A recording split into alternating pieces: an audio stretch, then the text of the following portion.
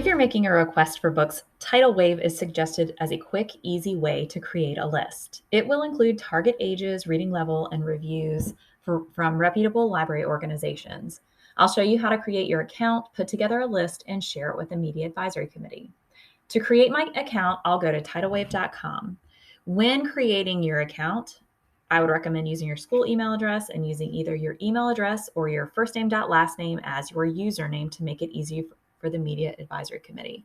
You will just go to sign up today and you will enter your full name, your email, and then create your password. It will ask you to verify your account. And then once you have verified it, you will be able to come back to titlewave.com and sign in here. This will be your landing page. Once you're in Titlewave and you have a list of books you'd like to request, go ahead and start searching. The first one I'm going to search is called The Great War. And here it is. As I click on it, I'm able to scroll through all of the associated information, see the intended reading level, AR level, Lexile. And as I scroll down to the bottom, I find professional journals that have reviewed the book, such as Booklist, Hornbook, and Kirkus. It's a good practice to take a peek at one or two of these reviews if there's any question about a book, because these are adequate to support the selection of this book in the case of any questions or challenges. So I'm comfortable with this book, so I am going to go into Current List and click on Start a New List. I'm going to title this list with some basic information because it will help the Media Advisory Committee process the information. I'm going to call it August Dupree ELA.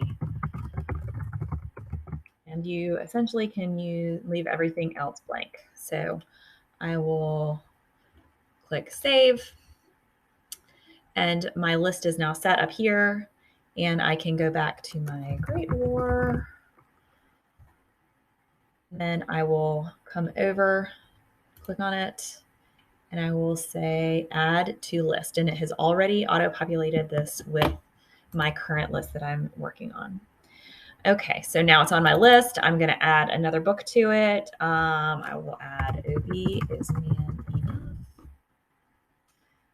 All right, I'm going to click on this again, go back through, scroll down.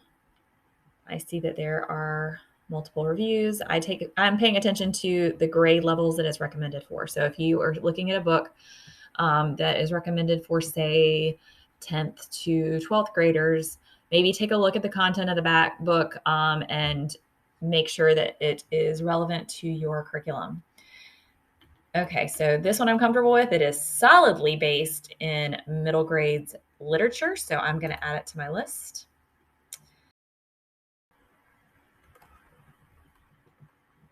All right, now for the sake of example, I'm going to add a fan favorite, Flowers in the Attic. All right, here we go.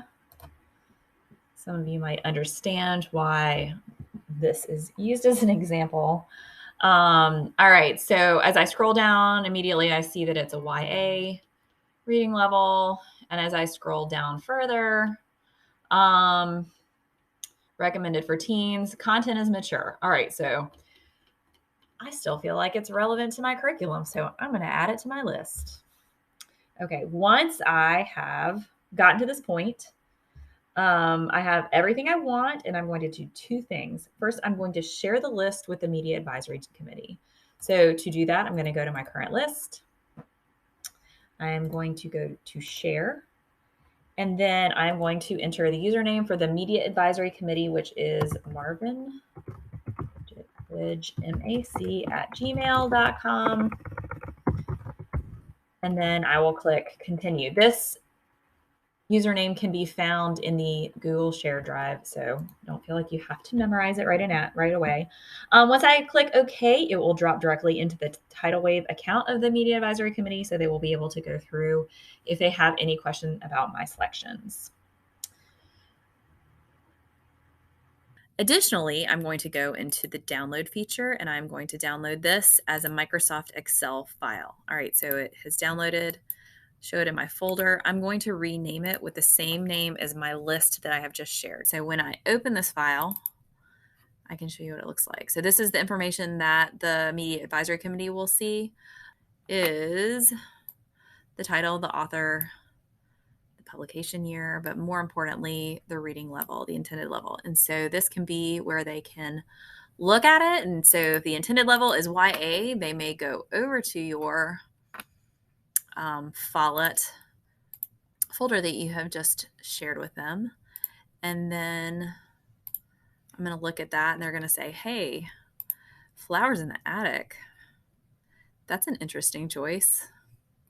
And so then they can read a little bit more about it, and then they can say, I don't think that Flowers in the Attic is an appropriate school or book for us to have in our school. And they can deny it. Then from there, you should have the information that you need. The Media Advisory Committee should have all of the information that they need. And then you also have documentation for yourself. I would recommend hanging on to these.